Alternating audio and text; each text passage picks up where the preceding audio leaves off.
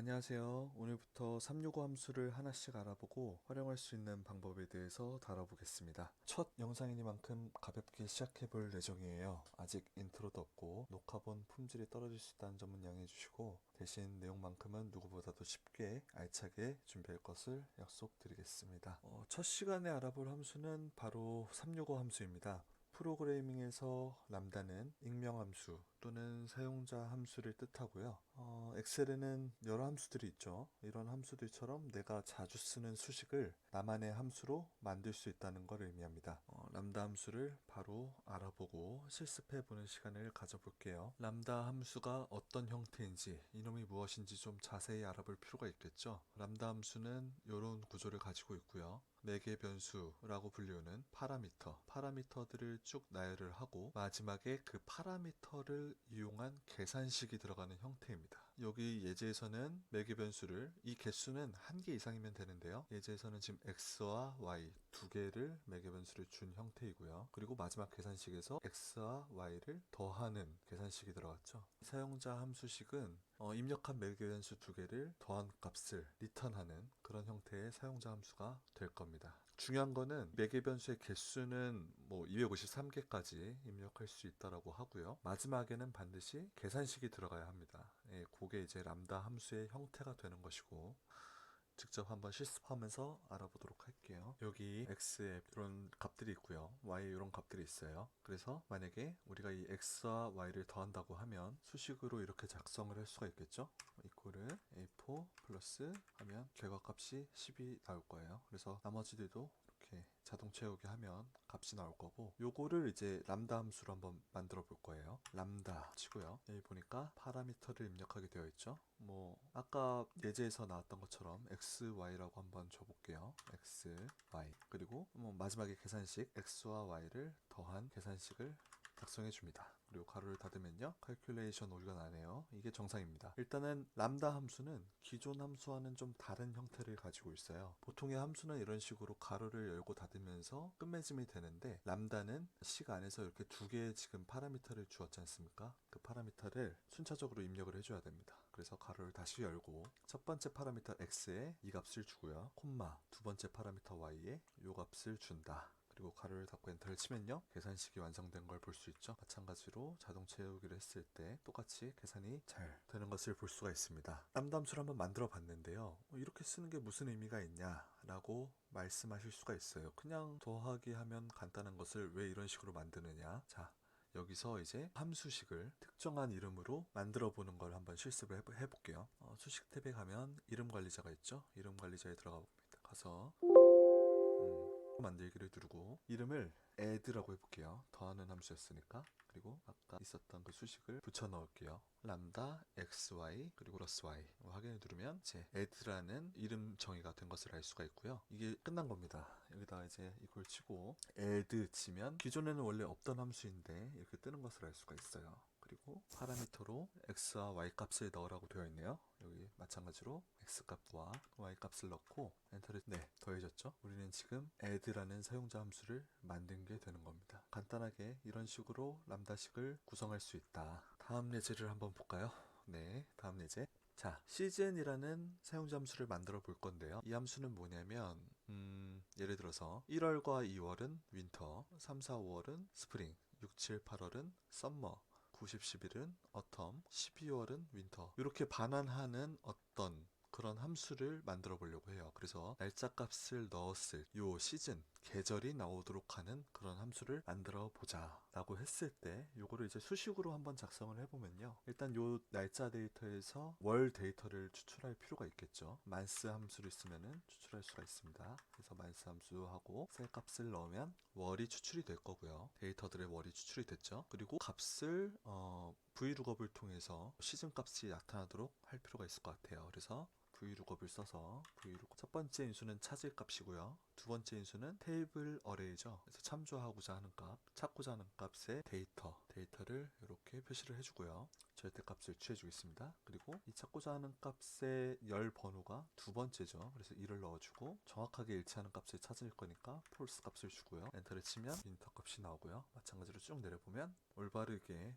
그 그 날짜에 해당되는 계절을 반환하는 수식이 완성이 됐습니다. 요건 이제 저희가 기존에 쓰던 그런 방식이에요. 수식을 이용해서 이런 식으로 나타낼 수가 있죠. 여기서 이제 한 가지 꿀팁을 드리자면, 지금 요 표가 참조가 되어 있는데 표는 사실 불변하지 않는 고정적인 어떤 그런 데이터잖아요. 그래서 꼭 이렇게 표를 참조하는 방식이 아니라 상수값으로 넣어도 되겠죠. 그래서 테이블 어레이를 누르면 데이터가 이렇게 검정색으로 선택됐다라고 표시가 된 걸 알 수가 있고요. 여기서 키보드 F9 키를 누르면 이런 식으로 변환이 되는데요. 이런 걸 이제 배열 상수라고 합니다. 그래서 배열 상수 값으로 변한 값에서 엔터를 치면 이 이후에는 이 값이 없더라도 이 값에 참조했던 수식들은 참조할 데이터가 없어졌으니까 오류를 반환하죠. 근데 위에 이 배열 상수로 입력한 수식은 그 표 자체를 애초에 상수의 값으로 넣었기 때문에 별도로 이렇게 참조할 표가 필요가 없는 상태가 되는 거예요. 그래서 이걸 또 자동 채우기를 쭉 해보면 계절을 올바르게 반환을 할 수 있다는 걸 알 수가 있고요. 이 수식을 그러면 어떻게 하면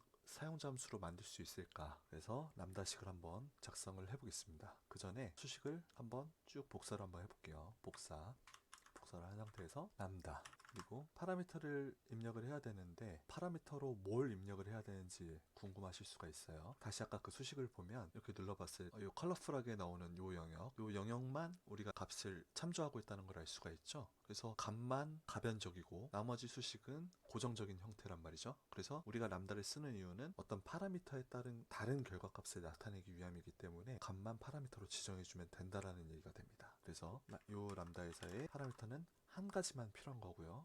예를 들어서 저는 날짜 셀 변수를 줘볼게요. 그리고 아까 그 복사했던 수식을 붙여넣습니다. 이렇게 붙여넣었고 마지막에 가로를 닫고요. 대신에 요 A4 데이터 대신에 앞서 우리가 파라미터로 부여했던 날짜 셀 값을 여기다 집어넣는 거예요. 이런 식으로. 그리고 엔터. 역시 오류가 날 거고요. 람다는 뭐라고 했죠? 수식을 다 완성한 뒤에 가로를 열고 데이터를 참조하면 값이 나타난다고 했어요. 그래서 넣어보니 올바르게 윈터를 반환하는 것을 알 수가 있죠. 마찬가지로 자동 채우기를 했을 때에도 올바르게 값을 리턴하는 것을 알 수가 있습니다. 여기까지는 좋은데 매번 이렇게 수식을 쓰는 것은 람다를 쓰는 의미가 별로 없다라고 볼 수도 있어요. 왜냐하면 이렇게 힘들게 쓸 것 같으면 그냥 수식을 쓰면 되니까. 하지만 더 간단한 방식으로 수식의 결과값을 얻어낼 수 있다라면 그게 이제 람다의 하나의 의미가 되는 거겠죠. 그렇게 하기 위해서 이 람다식의 이름을 시즌이라고 해서 한번 만들어 보도록 할게요. 아까처럼 이 뒤에 참조값을 제외 람다식만 복사를 합니다.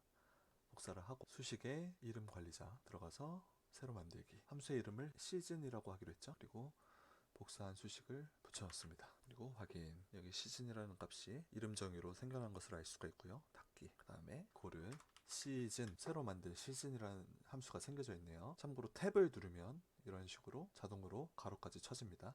그리고 파라미터를 보니까 아까 우리가 변수 파라미터로 설정했던 날짜 셀을 입력해라 라고 나오고 있어요. 그래서 이 날짜 셀을 날짜를 지정해주고 괄호를 닫고 엔터를 값을 반환하는 것을 알 수가 있죠. 이렇게 되면 이런 수식들이 다 필요 없. 이 시즌이라는 내가 만든 함수로 원하는 어떤 그런 뜻을 간단하게 도출해낼 수 있는 나만의 함수를 만들 수가 있게 되는 거예요. 신기하죠? 다음 예제는 조금 복잡한 어떤 그런 과정을 람다 함수로 만드는 그런 어떤 일련의 과정을 한번 여러분들한테 한번 보여드리려고 하는데요. 이 내용은 조금 수식적인 이해도 필요한 부분이고 어려울 수 있어요. 하지만 한 번쯤 보시면서 따라해 보시고 이런 것도 할 수가 있구나 이런 느낌을 가져가신다면 그게 제가 목표로 하는 바입니다. 그래서 한 번씩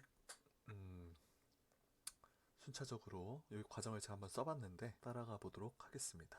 일단 목표는 뭐냐면 이런 다양한 형태의 어떤 그런 스트링, 텍스트 데이터가 있다고 할 때 여기서 숫자만 뽑아내보고 싶은 거예요. 숫자만. 여기는 지금 문자도 있고 숫자도 있고 문자도 있고 마찬가지로 여러 형태로 데이터가 있는데 여기서 숫자 값만 이렇게 뽑아내는 함수를 한번 만들어 보고 싶은 거예요. 그래서 한번 만들어 볼게요. 그래서 제가 생각해낸 어떤 그런 그 로직의 절차를 한번 적어봤습니다. 이걸 하나씩 이해하면서 넘어가 보도록 할게요. 그래서 예제로 한번 먼저 수식을 한번 만들어 보도록 하겠습니다. 일단은 그 엑셀에서 문자 ABC, DEF 이런 것들은 문자죠. 그리고 123999 이런 것들은 숫자고요. 이런 게 이제 혼용돼서 입력된 데이터는 문자로 취급을 합니다. 그렇기 때문에 이 상태로서는 숫자를 뽑아낼 수 있는 어떤 방법이 없어요. 그래서 제가 고안해낸 생각은 이 문자를 기본적으로 하나하나씩 분리할 필요가 있겠구나. 분리해서 배열로 나타낼 필요가 있겠구나. 그래서 그 문자가 하나씩 숫자인지 아닌지를 판단해야겠구나 생각을 했고요.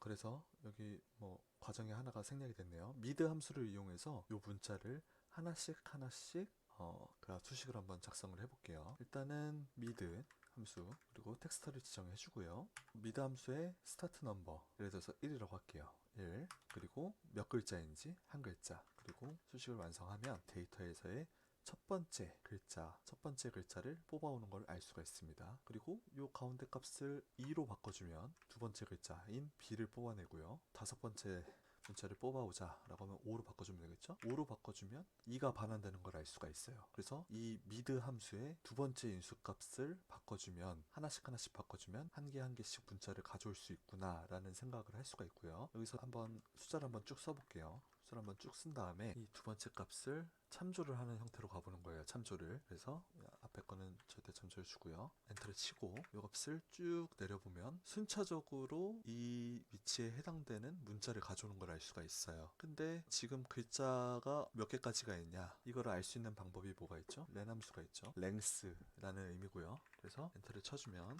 14개가 있다 글자가. 그러면 우리가 이 14번까지 할 필요가 있어요. 그래서 8, 9, 10, 11, 12, 13, 4번까지 이런 식으로 쭉 참조를 해주면 이렇게 값을 하나씩 뽑아올 수 있다. 이런 아이디어를 떠올릴 수가 있고요. 근데 이거를 이렇게 하나씩 수식을 걸어서 뽑아내는 게 뭐 큰 의미가 없죠. 한 번에 우리는 이 값을 한 번에 이렇게 좀 뽑아낼 수 있으면 좋겠는데 그래서 생각한 것이 이 값에다가 중괄호를 치고 1, 2 치면요. 이렇게 수식 하나로 두 개의 문자를 가져올 수 있는 걸 알 수가 있어요. 그래서 3, 5, 5개를 쓰면은 문자를 가져오는 걸 알 수가 있죠. 아까도 설명드렸던 배열 상수의 개념이에요. 그래서 값을 여기다가 이퀄 치고 쳐보면 이런 식으로 1, 2, 3, 4, 5를 반환하는 배열을 가져다 준 걸 알 수가 있죠. 그래서 이 배열 값을 가운데 값에 넣어줬기 때문에 5개의 문자를 가져오는 형태가 되는 겁니다. 그래서 14개의 문자가 있으니 이 값을 6, 7, 8, 9, 10, 11, 12, 13 라고 입력을 하면 모든 문자를 한 번에 가져오는 것을 알 수가 있죠. 근데 이게 지금은 14개니까 이렇게 할 수 있는데 예를 들어서 이게 100글자란 말이에요. 그러면 이거를 지금 우리가 1부터 100까지 써야 되느냐 그런 의구심이 들 수가 있죠. 그렇기 때문에 요 문자 대신에 또 쓸 수 있는 방식이 따로 있습니다.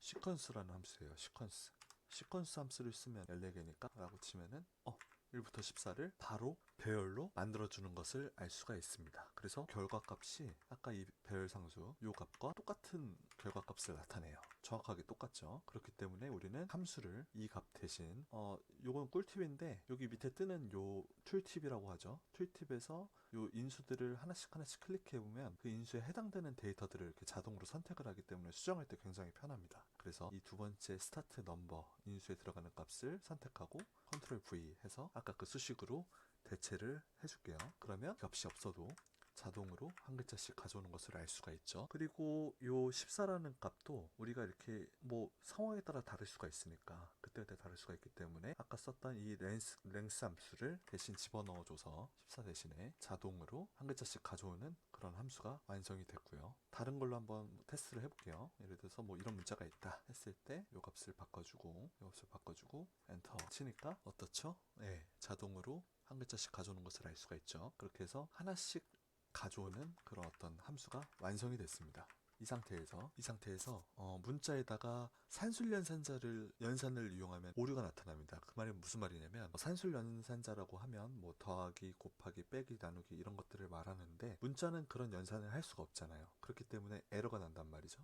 그래서 일부러 문자 값에는 에러를 내고 숫자 값들만 남아있도록 하는 거예요. 예를 들어서 뭐 곱하기 1은 숫자에 전혀 영향을 미치지 않는 어떤 그런 산술 그런 어떤 뭐랄까요 계산식이죠. 그렇기 때문에 곱하기 1 한번 해보도록 할게요. 곱하기 1을 하면 기존에 문자가 있던 값들은 곱하기 1을 할 수가 없으니까 오류가 나타나고 나머지 숫자 값들은 그대로 남아있는 그런 상황이 됩니다. 그쵸? 요거를 한번 이용을 해보는 거예요. 그래서 에러 함수로 요 오류가 난 것들을 빈칸으로 바꿔볼 거예요. 그래서 이 수식에서 if 에러 치고요. 밸류 값 그리고 뒤에 콤마 치고 오류가 났을 때는 빈칸으로 바꿔라. 엔터를 치면 오류가 난 것들은 빈칸으로 바뀌었고 숫자들은 그대로 남아있는 형태가 되죠. 그 다음에 콘캣 함수라고 있어요. 이 콘캣 함수는 뭐냐면 이 문자열을 다시 하나의 셀에 하나로 합쳐주는 형태가 됩니다. 그렇기 때문에 함수를 붙여주면 콘캣 가로 열고 감싸주면 됩니다. 가로 닫고 엔터를 쳐주니까 어떻게 됐죠? 다시 하나의 셀에 아까 그 펼쳐놨던 그런 하나의 셀에 뭘 볼 수가 있어요. 여기까지 함으로써 어떻게 됐죠? 기존에 문자와 숫자가 있던 것들 그 데이터가 이제 숫자만 남아있는 형태가 됐잖아요. 그런데 우리가 아까 빈칸을 줬기 때문에 이렇게 뭐랄까요? 그 숫자와 숫자 사이에 공백이 들어가 있는 걸 알 수가 있죠. 그래서 트림 함수를 넣어서 공백, 여러 개 들어가 있는 공백을 하나의 공백으로 바꿔주는 그런 과정을 한번 거쳐볼게요. 이 트림 함수는 뭐냐면 두 개 이상의 어떤 띄어쓰기나 문자 앞과 뒤에 있는 띄어쓰기를 없애주는 역할을 하거든요. 그래서 트림 함수를 붙여주면요. 깔끔한 형태로 숫자와 숫자 사이에 공백 하나만 빼놓고 나머지는 공백이 없어진 어떤 그런 형태가 됩니다. 그리고 이 공백 값을 이 공백으로 표현하면 좀 그러니까 구분을 하기 위해서 공백을 쉼표로 좀 바꿔주고 싶은 거예요. 이럴 때는 이 substitute 함수를 이용합니다. 그래서 함수를 쓰면요. substitute 함수는 문자를 넣고 그 뒤에 old text라고 있죠. old text. old text는 기존의 띄어쓰기를 new text 쉼표로 바꾸고 싶다. 그리고 엔터를 치면요. 이렇게 123999 해가지고 이 기존의 문자열이 숫자만 추출된 것을 볼 수가 있죠. 여기까지가 어떤 수식의 완성이라고 볼 수가 있어요. 자, 수식을 완성하고 보니까 어떻습니까? 나는 이제 숫자를 추출하려면 긴 과정의 수식을 매번 입력을 해야 되는구나 이 생각을 할 수가 있잖아요. 그러면 이거를 좀 쓰기 쉽게 만들면 좋겠다 이런 생각이 들잖아요. 그럴 때 이제 람다 함수를 활용을 해보는 거예요. 수식을 보니까 참조한 값이 요 B14 요 문자를 참조한 것밖에 없잖아요. 마찬가지로 그렇기 때문에 이 람다 함수에서도 우리가 파라미터를 하나만 주면 되겠구나 이런 생각을 할 수가 있어요. 그렇기 때문에 람다라고 치고요. 파라미터를 하나만 주자. 뭐 스트링이라고 하겠습니다. 변수를 스트링을 주고 스트링이 들어가야 제 자리는 아까 기존에 있던 그 셀을 참조했던 요 부분이죠.